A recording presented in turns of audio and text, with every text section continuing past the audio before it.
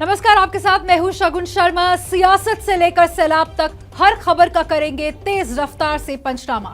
नमस्कार, मैं अखिलेश आनंद हूं। बिहार में सीबीआई जांच को लेकर महागठबंधन में जारी मनमुटाव का आगे पंचनामा होगा। नमस्कार, मैं हूं जीएस विवेक। आतंकवाद से लेकर अतिक्रमण तक बुलडोजर के एक्शन का करेंगे पंचनामा।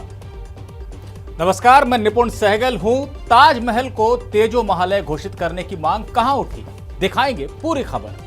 नमस्कार, पंचनामा के साथ हाजिर हूं मैं रोमाना इसार खान। तो आइए शुरुआत करते हैं सोनाली फोगाट मर्डर केस से जुड़ी बड़ी खबर के साथ। बीजेपी की नेता TikTok star Sonali Phogat murder case की जांच के लिए गोवा पुलिस की टीम हिसार में है। सोनाली के फार्म हाउस पर जांच के लिए गोवा पुलिस जब पहुंची तो उसका विरोध भी हो रहा है। फार्म हाउस के पास 20 से 25 लोगों ने सीबीआई जांच की मांग करते हुए गोवा पुलिस मुर्दाबाद की तख्तियों के साथ प्रदर्शन किया है। तस्वीरें आप देख रहे हैं और जो जानकारी सामने आ रही है ढाका खाप है, उसी से जुड़े हुए ये लोग हैं जो गोवा पुलिस का विरोध कर रहे हैं, सीबीआई जांच की मांग कर रहे हैं। इन नेताओं का कहना है कि अगर सीबीआई जांच नहीं होती तो फिर बड़ा आंदोलन किया जाएगा। संपत्ति या फिर सियासी साजिश, बीजेपी नेता सोनाली फोगाट की मौत का सच क्या है, इसकी तलाश के लिए गोवा पुलिस की टीम हिसार में मौजूद है। गोवा पुलिस ने पहले तो सोनाली फोगाट के परिवार से मुलाकात कर उनके बयान दर्ज किए और उसके बाद हिसार में ही मौजूद सोनाली के फार्म हाउस का रुख किया, जहां सोनाली के कमरे की तलाशी ली गई है। 23 अगस्त की सुबह सोनाली की मौत की खबर के बाद इसी फार्म हाउस से सीसीटीवी की डीवीआर गायब कर दी गई थी। बड़ी खबर यह है कि पुलिस ने 4 डीवीआर और फार्म हाउस से गायब लैपटॉप बरामद कर लिया है। सोनाली केस में परिवार की तरफ से लगातार सीबीआई जांच की मांग उठ रही है। सोनाली के जीजा ने हत्या के पीछे सियासी साजिश का शक जताया है। 2019 में चुनाव होने से पहले सुधीर सांगवान आया था और जब दोबारा उपचुनाव आया तो उससे पहले उनका मर्डर कर दिया गया। अब जांच के बाद ही सच सामने आ सकता है कि सोनाली की हत्या के पीछे की असली वजह क्या थी। चलिए बात करते हैं देश की राजधानी दिल्ली में हो रही पॉलिटिक्स की। देखिए, दिल्ली में आप और बीजेपी में स्कूल मॉडल पर वीडियो पॉलिटिक्स अब शुरू हो गई है। 8 साल में 15 लाख रुपए में 8.5 साल में ये सच्चाई है। सच्चाई सामने आ गई है, यही दिखाने आए थे, यही भ्रष्टाचारी सरकार है। वाद विवाद की ये तस्वीर खुद प्रवक्ता बीजेपी गौरव भाटिया ने जारी की है। गौरव भाटिया ने इस वीडियो को जारी करते हुए कहा कि केजरीवाल सरकार दिल्ली के पुराने स्कूलों को नया बता रही है। गौरव भाटिया के वीडियो वाले आरोपों का जवाब भी सौरभ भारद्वाज ने वीडियो जारी कर दिया। गौरव भाटिया कार में बैठकर जाने की तस्वीर ट्वीट करते हुए आम आदमी के प्रवक्ता सौरभ भारद्वाज ने लिखा कि बार बार रुकने का आग्रह करने पर भी वो स्कूल के अंदर नहीं गए और भाग गए। दरअसल बीजेपी का दावा है कि आम आदमी पार्टी सरकार ने अपने घोषणा पत्र में 500 नए स्कूल बनाने का वादा किया था, लेकिन एक भी स्कूल नहीं बना है। इसी को लेकर आप और बीजेपी नेता स्कूलों की रियलिटी चेक के दौरान भिड़ गए।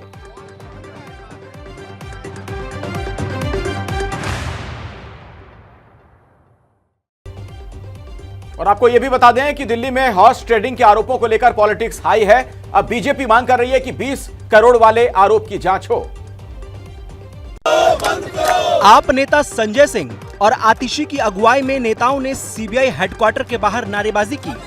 बीजेपी पर देश भर में ऑपरेशन लोटस चलाकर विधायकों की खरीद फरोख्त का आरोप लगाया। इसी की शिकायत करने के लिए आप विधायक सीबीआई डायरेक्टर से मिलने के लिए पहुंचे थे, लेकिन मुलाकात का समय नहीं मिला तो वो धरने पर बैठकर नारेबाजी करने लगे। दूसरी तरफ दिल्ली के सभी बीजेपी सांसदों ने एलजी को चिट्ठी लिखकर आपके ऑफर वाले दावे की जांच की मांग की है। आम आदमी पार्टी के विधायकों को 20-20 करोड़ का ऑफर होता है कि तुम आम आदमी पार्टी छोड़कर भारतीय जनता पार्टी में आ जाओ, तुम्हें हम 20 करोड़ रुपया देंगे। उन सभी लोगों के फोन जांच एजेंसी को लेना चाहिए, इस पे जांच बैठनी चाहिए और दूध का दूध, शराब का शराब हो ही जाना चाहिए।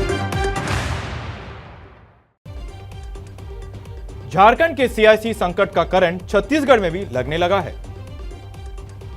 झारखंड के विधायकों के रायपुर पहुंचते ही सियासी संकट के साइड इफेक्ट भी दिखने लगे। सीएम भूपेश बघेल ने रिजॉर्ट जाकर महागठबंधन के विधायकों से मुलाकात की तो बीजेपी ने बघेल सरकार के खिलाफ मोर्चा खोल दिया। झारखंड के विधायक आए हैं और भारतीय जनता पार्टी जिस प्रकार से हॉर्स ट्रेडिंग कर रही है, इलेक्शन कमीशन ने कोई पत्र किया है और 1 सप्ताह हो गया है, राजभवन से वो लिफाफा खुल ही नहीं रहा। छत्तीसगढ़ के लाखों रुपया आप खर्च कर रहे हो और अवैध तरीके से सरकार के सरकारी गाड़ी में कीमती शराब पूरा भरा हुआ बॉटल आता है, पूरी जीप भरी हुई होती है, गाड़ी भरी हुई होती है। हेमंत सोरेन की रिजॉर्ट नीति से झारखंड की सियासत का केंद्र भले रायपुर हो गया हो, लेकिन सूबे में सोरेन पर अपने सवाल उठा रहे हैं। झारखंड में अगर किसी तरह के राजनीति है तो झारखंड में रणनीति तैयार होना चाहिए ना। खनन पट्टा घोटाले और दुमका कांड को लेकर घिरी सोरेन सरकार के सितारे फिलहाल गर्दिश में हैं। और अगली खबर भी झारखंड से जुड़ी हुई। दुमका में छात्रा की जलाकर हत्या मामले पर सियासत थम नहीं रही। अंकिता का मुद्दा दुमका से निकलकर देश के कोने कोने में पहुंच चुका है। अंकिता के परिवार के लिए इंसाफ की मांग को लेकर बीजेपी सांसद निशिकांत दुबे, मनोज तिवारी और दिल्ली बीजेपी के नेता कपिल मिश्रा अंकिता के घर पहुंचे। बीजेपी के नेता दिल्ली से दुमका पहुंच गए, लेकिन झारखंड के मुख्यमंत्री हेमंत सोरेन सरकार का किला बचाने में इतना व्यस्त हैं कि उन्हें दुमका जाने का समय ही नहीं मिल रहा है। बीजेपी सीएम सोरेन के अब तक दुमका नहीं जाने को लेकर सवाल खड़े कर रही है। झारखंड की सरकार के मुख्यमंत्री का दिल नहीं पसीजता है, उनके द्वारा कोई भी चुनाव सांसद प्रतिनिधि जो उनके पार्टी का हो, विधायक हो, कोई उसके घर नहीं आता है। अंकिता की मौत के बाद से ही दुमका में हालात तनावपूर्ण बने हुए हैं। शहर में कानून व्यवस्था बनाए रखने के लिए सुरक्षा बलों ने फ्लैग मार्च भी किया। 23 अगस्त को शाहरुख नाम के आरोपी ने अंकिता पर पेट्रोल छिड़ककर आग लगा दी थी। 28 अगस्त को अंकिता ने अस्पताल में दम तोड़ दिया। हत्यारे शाहरुख को फांसी देने की मांग उठ रही है। पंचनामा देख रहे हैं आप। उत्तर प्रदेश के मुख्यमंत्री हैं योगी आदित्यनाथ। योगी आदित्यनाथ ने आज बाढ़ प्रभावित इलाकों का दौरा किया है। सीएम ने गाजीपुर, चंदौली में सुबह हवाई सर्वे किया और शाम को योगी वाराणसी पहुंचे। गंगा में नाव पर बाढ़ की स्थिति का जायजा लेती हुई उनकी ये तस्वीरें आपके सामने हैं। उत्तर प्रदेश में करीब 1000 से ज्यादा गांव बाढ़ के पानी में डूबे हुए हैं। वाराणसी के कई मोहल्लों में पानी। हालांकि गंगा का जलस्तर अब कम हो रहा है, लेकिन मुसीबतें हैं कि खत्म होने का नाम नहीं ले रहे।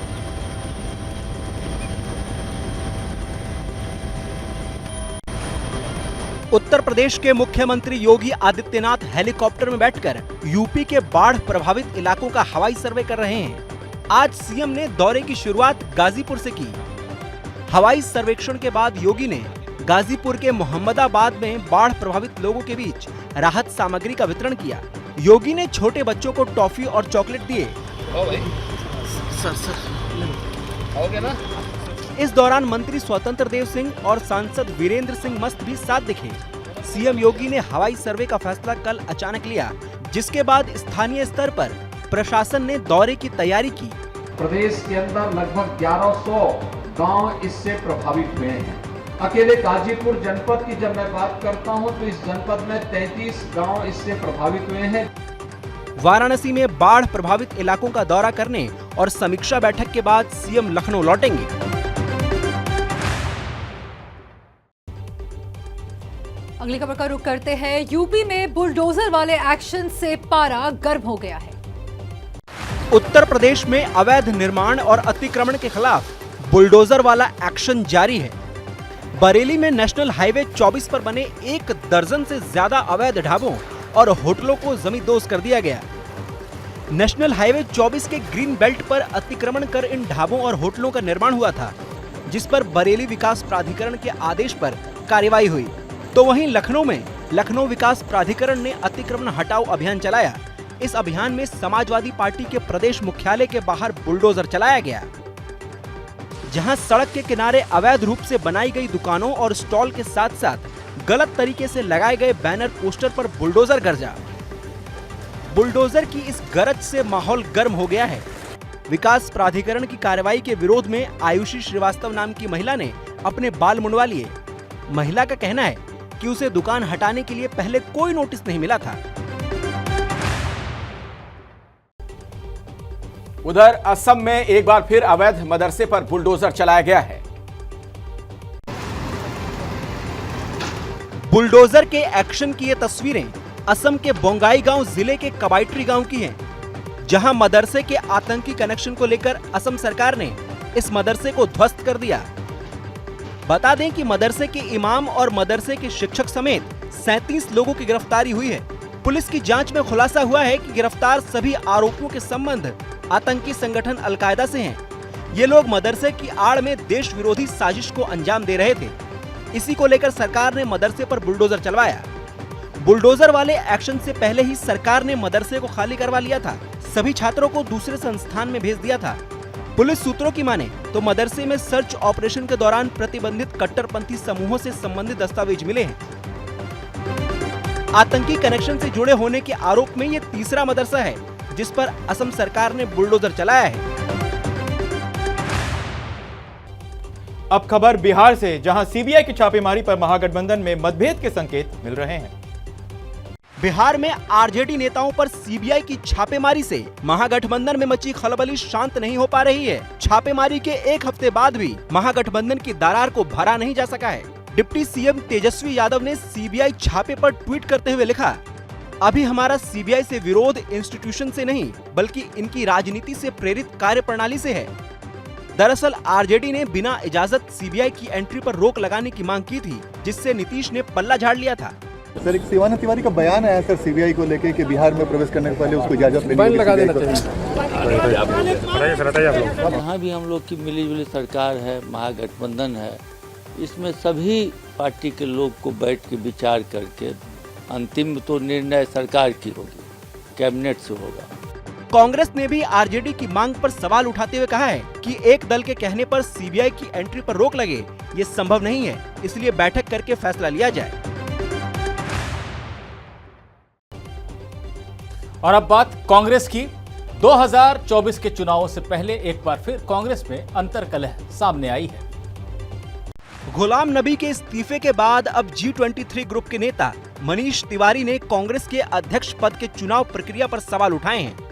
मनीष तिवारी ने ट्वीट कर संगठन चुनाव प्रभारी मधुसूदन मिस्त्री से पूछा कि मतदाता सूची सार्वजनिक किए बिना निष्पक्ष चुनाव कैसे होगा। तिवारी ने कहा कि जैसे कांग्रेस में अध्यक्ष चुनाव की प्रक्रिया चल रही है, ऐसा तो क्लब के चुनाव में भी नहीं होता है।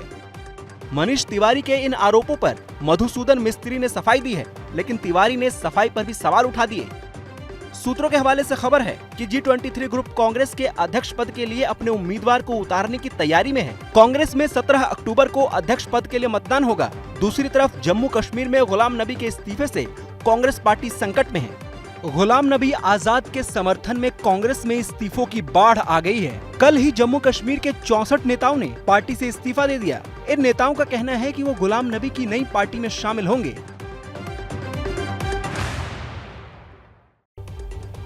पंचनामा में अगली खबर पंजाब से है, जहां बेअदबी का मामला एक बार फिर से गर्मा रहा।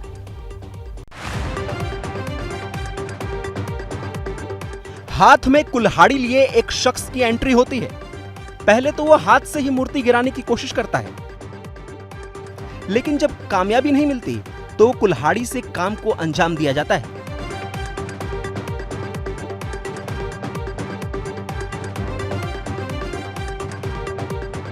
मूर्ति के टूटे टुकड़े को उठाने के लिए एक और शख्स आता है।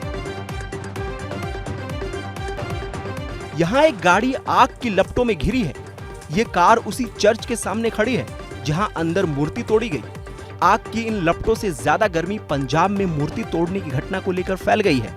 पंजाब के तरन तारन में अज्ञात लोगों ने चर्च में घुसकर मूर्ति तोड़ी और बाहर खड़ी गाड़ी में आग लगा दी, जिसको लेकर ईसाई समुदाय के लोगों में भारी गुस्सा है। लोगों ने मान सरकार पर सवाल उठाते हुए कड़ी कार्रवाई की मांग की है।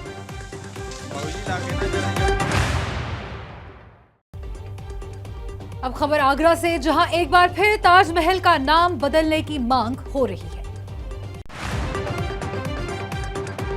सफेद संगमरमर से तराशी गई बेदाग इमारत ताजमहल के नाम को लेकर एक बार फिर विवाद शुरू हो गया है। आगरा के बीजेपी पार्षद शोभाराम राठौड़ ने ताजमहल का नाम बदलकर तेजो महालय करने की मांग की है। पार्षद शोभाराम ने आगरा नगर निगम की बैठक में ताजमहल के नाम बदलने का प्रस्ताव रखा है। पार्षद का दावा है कि ताजमहल में कमल और कलश होने के उनके पास पुख्ता प्रमाण हैं। इन्हीं प्रमाणों के दम पर वो नाम बदलने की मांग कर रहे हैं। शोभाराम के दावे पर नगर निगम के अधिकारियों ने चुप्पी साधी है। नगर निगम का कहना है कि सभी पहलुओं पर विचार करने के बाद ही आगे की कार्यवाही संभव हो पाएगी। आपको बता दें कि ये कोई पहला मौका नहीं है कि जब बेदाग ताजमहल पर विवादों का दाग लगा हो। इससे पहले भी कई बार देश में ताजमहल को तेजो महाले बताते हुए लोगों ने नाम बदलने की मांग की है।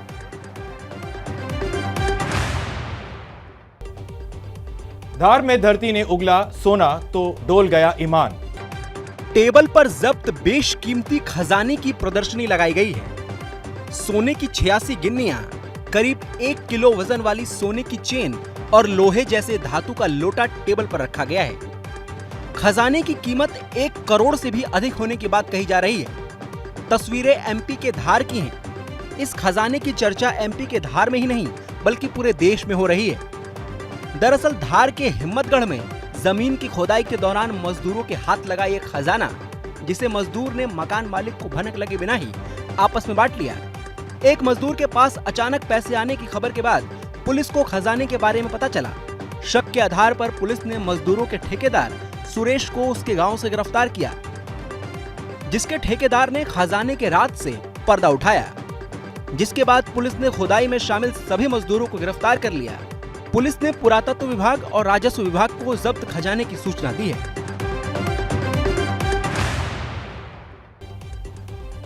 हरिद्वार में जंगल की सैर छोड़ रिहायशी इलाके में हाथी की एंट्री ने लोगों की नींद उड़ा दी है। तस्वीर देखिए, घास पर खड़े होकर गजराज ने पहले स्थिति का जायजा लिया। गजराज के आसपास 5 गाड़ियां खड़ी थीं। गाड़ियों की भीड़ भाड़ गजराज को पसंद नहीं आई तो वो दूसरी तरफ हो लिए। गलियों में घुसे तो वहां भी घर और गाड़ियों से गजराज का सामना हुआ तो गजराज को मामला जमा नहीं। अब गजराज ने गलियों में थोड़ी देर इधर उधर चहलकदमी की, लेकिन मामला मन मुताबिक नहीं लगा तो शहर की गलियों में सैर के लिए निकल पड़े। जंगल से निकलकर रिहायशी इलाके में हाथी के टहलने की ये तस्वीर उत्तराखंड के हरिद्वार से आई है, जहां राजाजी टाइगर रिजर्व से निकल ये हाथी हरिद्वार के पोश इलाके में घुस आया। ये पहला मौका नहीं है जब हरिद्वार में हाथी इस तरह रिहायशी इलाकों में घुस आया हो। इससे पहले भी कई बार हाथियों ने रिहायशी इलाकों में एंट्री लेकर लोगों की टेंशन बढ़ाई है।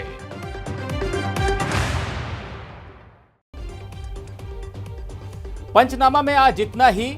जैसे ही घड़ी का काटा दोपहर 2:30 पे आए, बबीता जी का दिल सास बहू साजिश के लिए मचल जाए।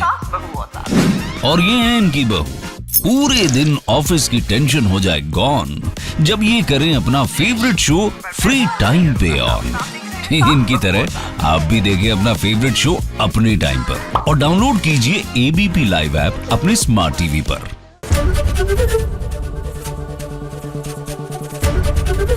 एबीपी न्यूज आपको रखे आगे।